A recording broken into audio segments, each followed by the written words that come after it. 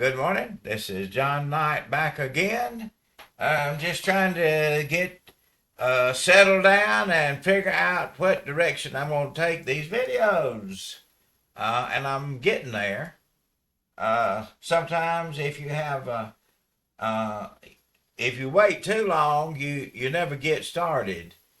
So what I'm trying to do is get started as soon as I can, even before I'm ready. So you may say, I don't think he's ready for that. Well, that's okay.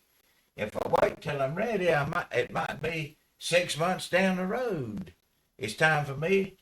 I got saved when I was 40, and I sat for 40 years under an anointed preacher and felt okay about it. Not that I needed to do anything else but sit there on that bench and listen to what he had to teach.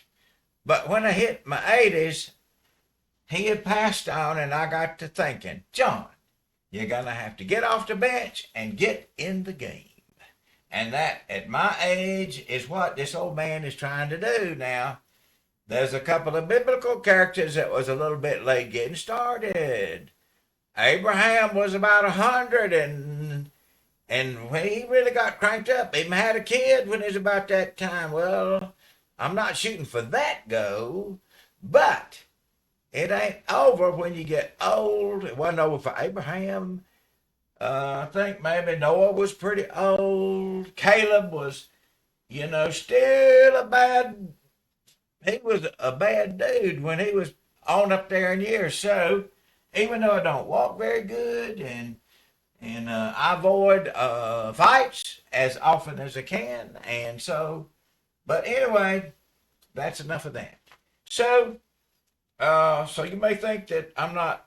Well, this is going to be a little bit different than your ordinary what you're listening to, because I don't have it carefully planned out. Because I'd really rather just say what I got to say. So,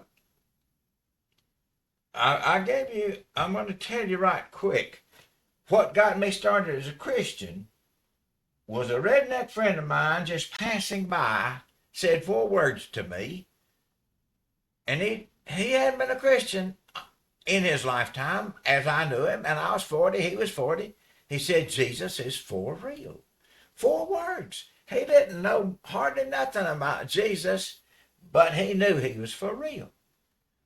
Buddy, all the preachers ever told me he was for real didn't get through to me like that redneck friend. Because he wasn't smoking. I thought preachers just kind of made this thing up about Jesus. They all said the same thing. I thought they made it up. But when he said it, I didn't think he made it up.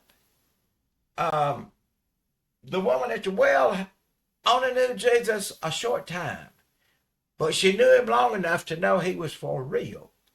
And so did my redneck friend. And so and I remember saying to myself 5 words, I will check this out. I didn't believe him the minute he said it, but when he said it, I felt like, no, maybe I need to check this out. I'd never checked it out before. I just disregarded it, thought it was a fairy tale. Jesus is for real. When I checked it out, I found out Jesus is for real.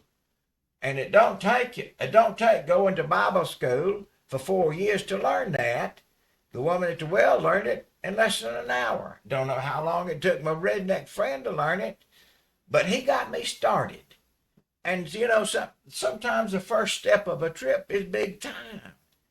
Now, he didn't teach me over the years. I had an anointed preacher that taught me over the years. 40 years I studied under him. But he got me started, my redneck friend. Okay, that's a testimony. And so I'm coming forth now with a very simple message. Hardly no more complicated. I'm just saying Jesus is for real. File that back, and if you will check it out, you'll find out like I did. Now, I'm going to point out a couple of things that's unusual. I don't think you will have heard this before, but I think if you'll check it out, you'll see the old man knows what he's talking about. We've all witnessed the Democrat Party going downhill. Well, buddy, there's no other place for them to go but downhill. They decided they didn't want God in their party. They took him out of their platform. Well, if you don't want the Lord, you don't get the Lord. And they didn't want him, and they didn't get him. Bystander one time at one of their rallies said Jesus is Lord, and Camilo said, you need to go to the smaller rally down the street, if that's how you think. Well, the smaller rally was not down the street. And if you think you can, listen, when the Democrats had their convention, they were killing babies in the front yard. Front yard, they were killing babies. They got no place to go but downhill. Because the Democrat Party don't think there's nothing wrong with it. They don't see that's a baby inside that mother. My Bible reads, you read the Bible, it said Mary was with child. Anytime it talks about a pregnant woman, it says with child. The Democrats just overlook that. I can't get it. I can't get it how they do it, but they do it. And so they wanted a party without the Lord, and they got one. And it's going downhill, and it's going to continue to go downhill. Does the old man know what he's talking about? Wait and see. I said for the election, I thought Donald Trump was going to win it. Polls didn't really point that out for sure, but he did win it. The old man knew what he was talking about on the election. Let's watch what happens to the Democrat Party. Do they continue to plummet? I think so. For one thing, Joe Biden has painted his ugly, lying, wicked face on the Democratic Party. Maybe I shouldn't say he was ugly. I don't guess he's ugly, but he's certainly lying. I won't pardon him. I won't pardon him. I won't pardon him. No, I won't. And then he did. He pardoned his own son after numerous sayings, I won't. That's a lie. That is a lie. Joe Biden told that big lie, didn't try to cover it up, just threw it out there, and it's staring me in the face. Does it stare in your face? Stares in mine. Now watch this. If there's a robbery, I've said this in one of my other videos, if there's a robbery in a bank about 8 o'clock in the morning, and nobody knows how the robber got in there, but he stole a bunch of money and got away. If they catch him, and in the investigation see that a bank employee, there was a hidden camera, caught a bank employee letting him in the bank, when they prosecute the robber, they're going to prosecute the employee that let him in the bank too. That's how it works in bank robberies. Well, Joe Biden let some rapists into this country. When the border was open and anybody come in, and killers, let them in. He didn't vet them. He didn't try to keep them out. Let them in. And there's numerous, I know 3. I don't have their names written down. Rachel Moran was one of them. Right now, I'm sorry I didn't come prepared to give their names, but there's at least 3 and more women brutally murdered, raped, because Joe let them in. Now, why ain't he getting prosecuted the same as that bank employee? He let them in. It looks to me like he's responsible for their death. He has let a bunch of folks in that's going to be killing Americans. Now, I don't know about the latest people that have murdered Jews and people and Christians, but we've had several instances, and I think there needs to be a documentation of the crimes committed by people that Joe let in unvetted. His open borders is written all over the Democrat Party. Now watch this. Hitler killed 6 million Jews. America has killed over 10 times that many unborn children, thanks to the Democrat Party, who don't see nothing wrong with it. How are they going to do anything but go downhill. My book says do you live like that, you're going downhill. I say the Democrat Party is on a downhill slide, and ain't nothing for them to do but hit rock bottom. So, watch it. Does the old man know what he's talking about? We'll see. We'll see. We'll see.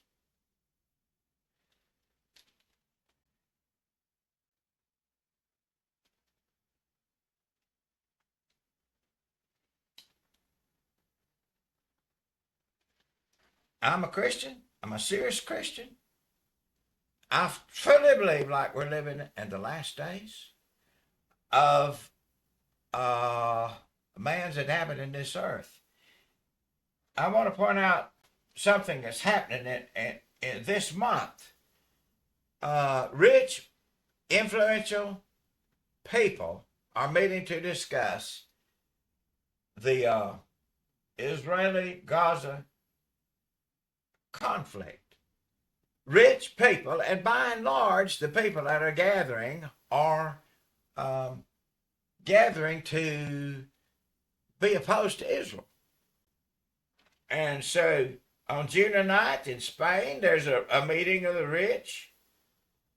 June 10th and 14th in Sweden, there's going to be a meeting of rich leaders. And June 15 and 17, between 15th and 17th, the United Nations is going to be meeting. And the United Nations has been overwhelmingly critical of Israel.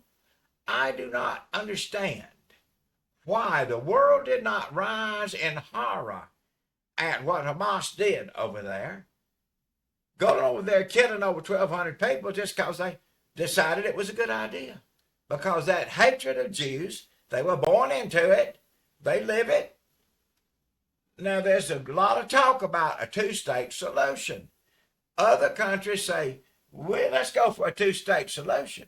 Well, when this old redneck country boy looks at what Hamas is doing, Hamas don't have a two-state mindset. They got a one-state mindset.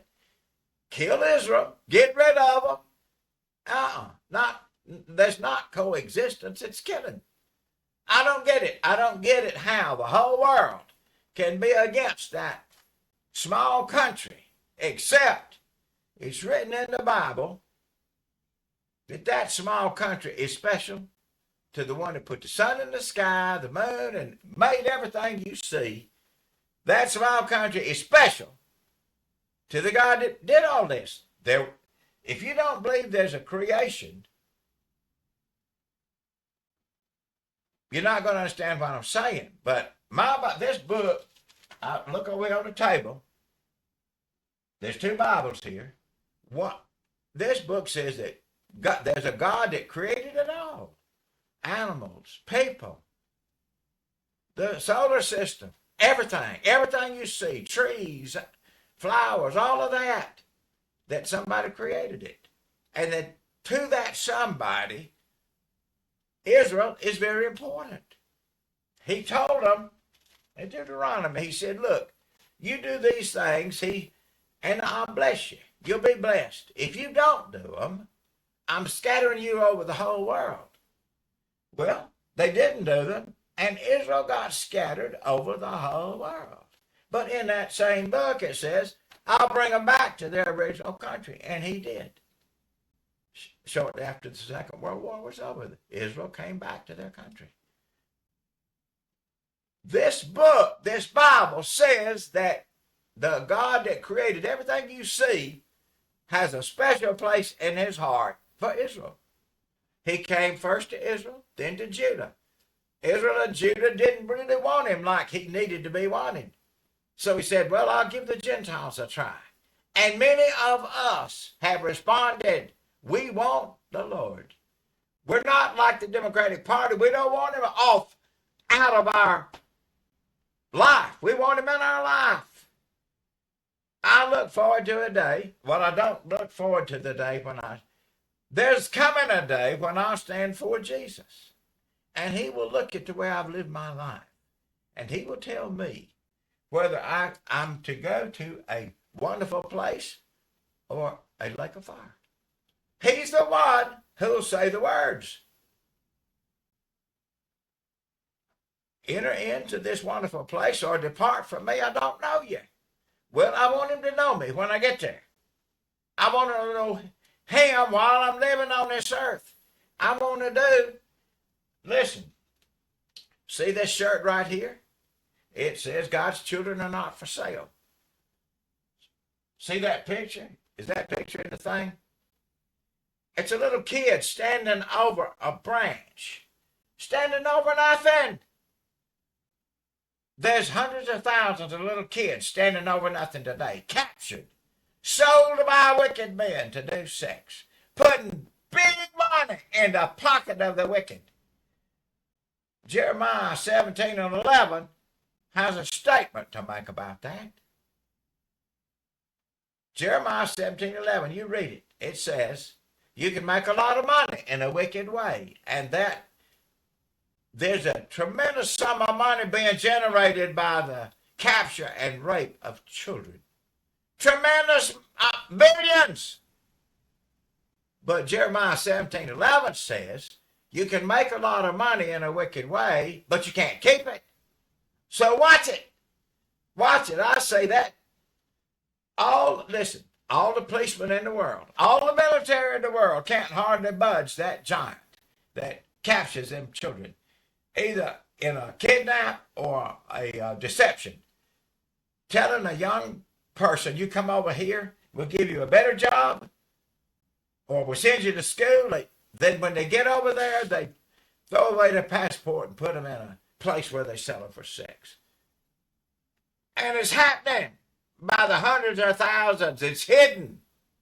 Now let's take a look at that giant. It's happening. It's a hidden giant. We got a story in the Bible about a giant that wasn't hidden. His name was Goliath. He stood up on a hill running his mouth.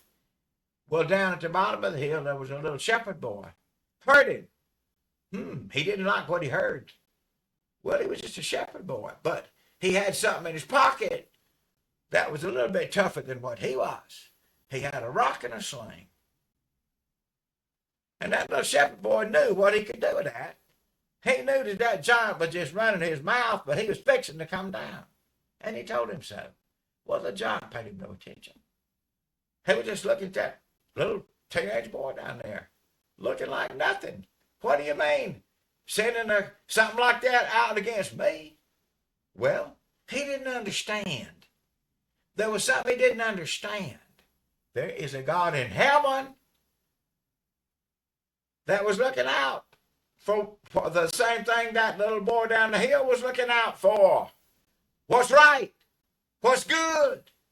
There is a God in heaven. Now, a lot of people don't know it. A lot of people don't understand. And I'm going to be coming back with some of my videos before long about how true this book really is. If people understood how true it was, there'd be a difference in this world. The world has really changed in the last 30, 40 years. Up to 30 or 40 years ago, children could play outside unattended till dark. When I was a kid, I'd ride my bicycle 10 miles in the country alone. But people today best not let their kids out of sight in Walmart. And that has happened in 30 or 40 years. A total change. I can't hardly believe it's happened. I can't hardly believe that men are putting huge amounts of money in their pocket, capturing people, threatening them with death. If you Google the life expectancy of a child that's captured and put in that situation, it's 7 to 10 years. They can die of disease, they can commit suicide, or they can be killed because the people in there, they just care about the money in their own pocket. Nothing about them kids. Listen. Jeremiah 17:11 said that giant's coming down. All the policemen in the world couldn't, and all the military can't put a dent in it. A child captured has less than 1% chance of being rescued. They can't do that giant. I say this. Organized Jesus is greater than organized crime. I say that giant's coming down. And it ain't come down yet. Well, it's coming down. To me. Jeremiah 17:11 assures the destruction of that giant. But I don't know of any force in the universe big enough to bring that giant down but organized Jesus. Jesus just hadn't been organized. My book reads that we are a many-membered body. Many members. We're supposed to, everybody that's a Christian is supposed to be connected in a way to every other person who's a Christian and be seeking the rescue of those kids. I want to do my part. What can an old man do? Who knows? I'm seeking it. I'm looking for what I can do. What can an old man do? Well, we'll see. What was Abraham able to do? He was able to do something big time. If you don't look for something, you probably ain't going to find it. I have it in my heart to rescue these little kids. I didn't get to raise my own kids because of a divorce. My wife took my children 200 miles away. 200 miles away. I didn't get to be the father I wanted to be. I think that's part of the reason I have such a place in my heart for the children that don't have anybody. Because my children didn't have me. They really didn't have somebody with a father's heart in their life. And children don't deserve to be treated like these kids. They don't deserve it. The kids deserve to be in a place where they're loved, where they're taken care of. In Malachi, the Lord talks about a family that has it right. He talks about in Malachi that there's between a man and a woman who become one flesh, there's supposed to be a commitment. Because the Lord seeks godly children. He don't seek something that Democrats think they can throw out like it's garbage. Them children are not garbage to God. They're garbage to Democrats. You know, that's how plainly I see it. In the election 4 years ago, I knew two men I do a lot of work for, black businessmen. One of them was a preacher, one was a businessman. 4 years ago, that preacher voted Democrat, voted for Joe. You know the way my mind works?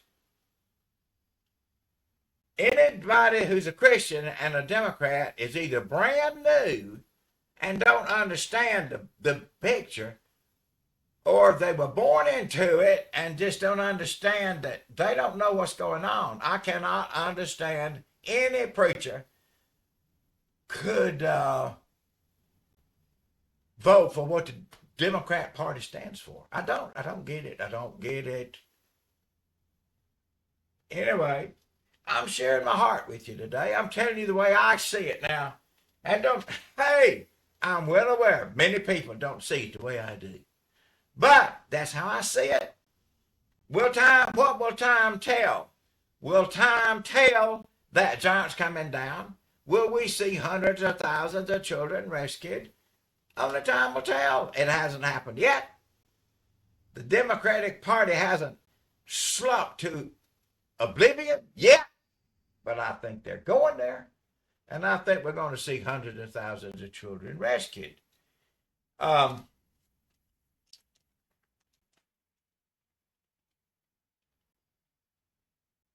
trying to get in what I wanted to say.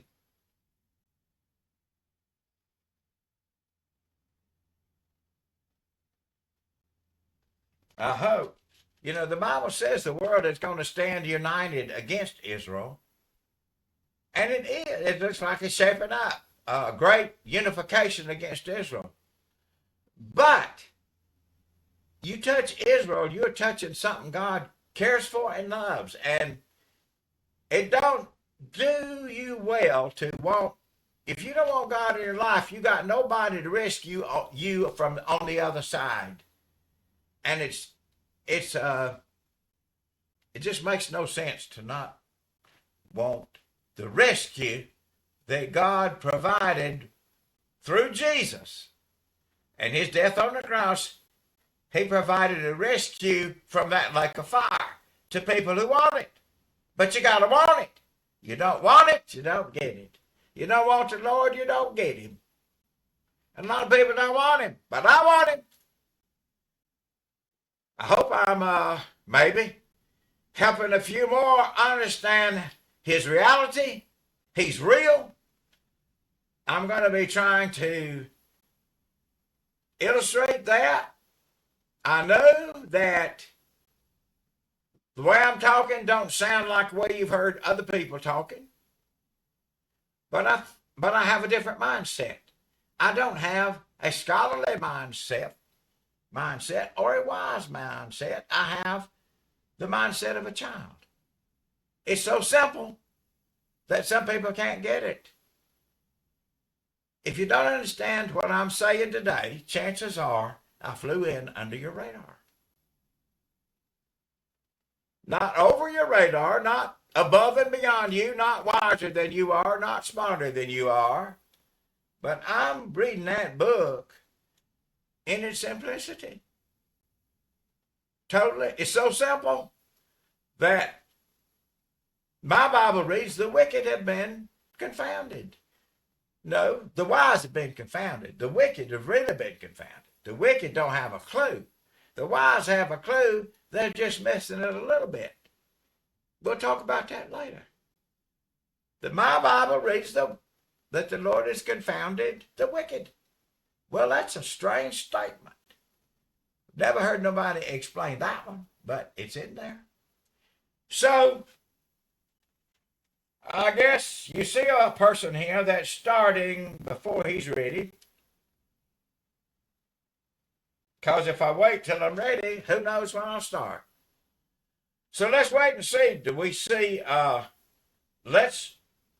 want to say this.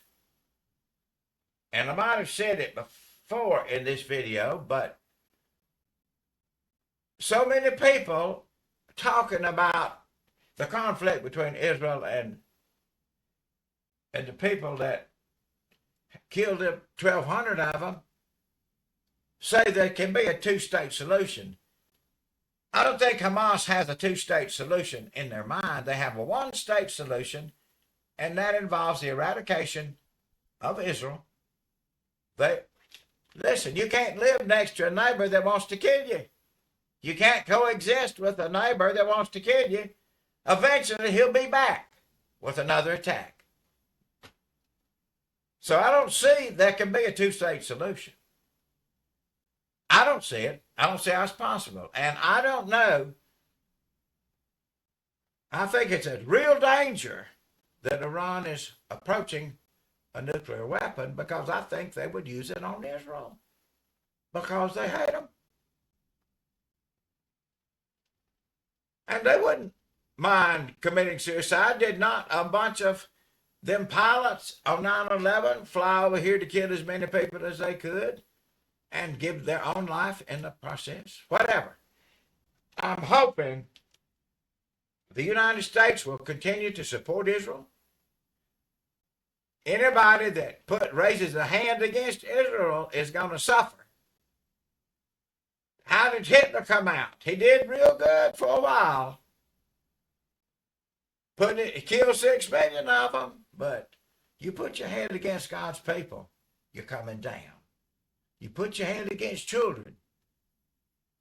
These children, captured children, standing over nothing. You rape them kids. My Bible reads that God is hot about that. You're coming down. You come against Israel, you're coming down. You come against children, you're coming down. And God provided a rescue against the lake of fire on the other side of the grave. And this book says that only rescue available comes through Jesus. If you want, for God so loved the world, he gave his only begotten Son, that whosoever believeth in him would not perish, but have everlasting life.